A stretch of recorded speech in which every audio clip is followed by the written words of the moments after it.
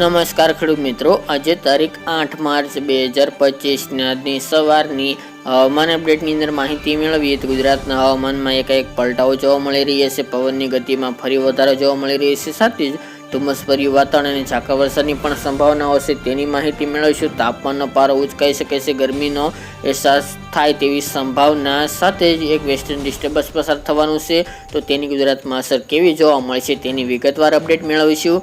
ચેનલમાં નવા હોય તો ચેનલને સબસ્ક્રાઈબ કરી નાખજો અને વિડીયોને લાઈક આપીને તમામ ખેડૂત ભાઈને શેર કરી દેજો. આપણે જણાવ્યું હતું કે 7 થી 12માં એક હીટવેવનો રાઉન્ડ જોવા મળશે. તે મુજબ ગઈકાલે 7 તારીખથી ગુજરાતના ઘણા બધા ભાગોની અંદર ગરમીનો અસર જોવા મળી રહ્યો છે. ગરમીમાં વધારો થતો જોવા મળી રહ્યો છે.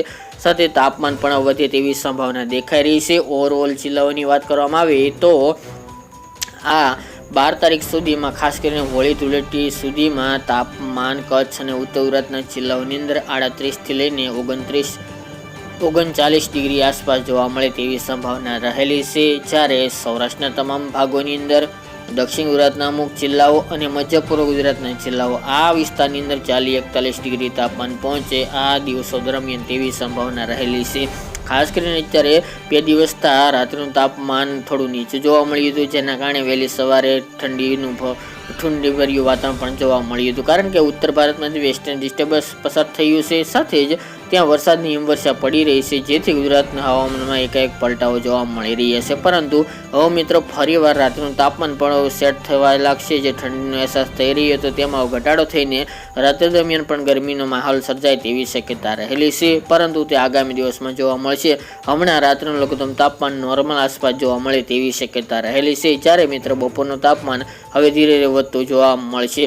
બાકી મિત્રો 13 તારીખથી લઈને 15 તારીખ દરમિયાન ફરી બપોરનું મહત્તમ તાપમાન નીચું આવે તેવી સંભાવના છે. કારણ કે બેક ટુ બેક ઉત્તર ભારતમાંથી વેસ્ટર્ન ડિસ્ટર્બન્સ પસાર થવાના છે. સાથે જ આ દિવસો દરમિયાન ઉત્તર ભારતના ઘણા રાજ્યોની અંદર હિમવર્ષાની સાથે ભારે વરસાદની અને ભારે તોફાની પવનની આગાહી પણ હવામાન વિભાગે કરી છે. પરંતુ ગુજરાતના હવામાનમાં કોઈ મોટો ફેરફાર નહીં જોવા મળે.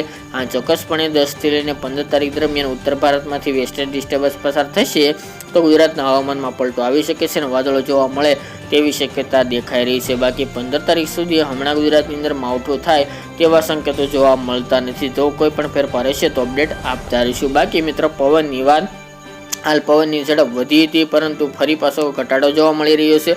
અમુક ભાગોની અંદર હજુ પવનની ઝડપ જોવા મળી રહી છે. તેમાં પણ આગામી દિવસમાં સામાન્ય વધારો થઈને ઘટાડો જોવા મળે તેવી સંભાવના રહેલી છે.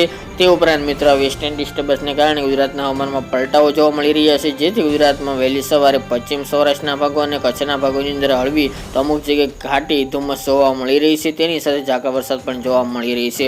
હવે તેમાં ઘટાડો જોવા મળશે. બાકી વધુ અપડેટ આગામી દિવસમાં જણાવતા રહીશું.